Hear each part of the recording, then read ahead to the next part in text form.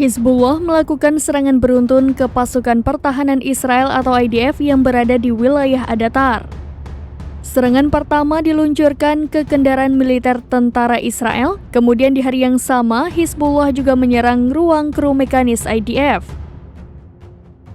Kedua serangan dalam 24 jam itu mengakibatkan tentara Zionis tewas. Pemerintah Israel menyetujui pemanggilan 50.000 tentara cadangan lagi sebagai persiapan menghadapi kemungkinan eskalasi di Lebanon.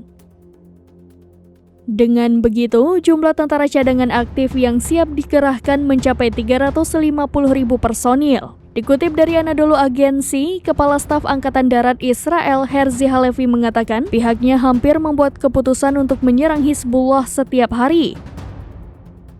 Ia menekankan bahwa tentara Israel siap untuk melakukan tindakan tersebut. Perdana Menteri Israel Benjamin Netanyahu juga menyatakan kesiapannya untuk berperang melawan Hizbullah. Hal itu disampaikannya selama kunjungan ke kota Kiryat Shmona pada Rabu 5 Juni 2024. Netanyahu tak terima kota Kiryat Shmona yang semula hijau kini hangus dibakar Hizbullah.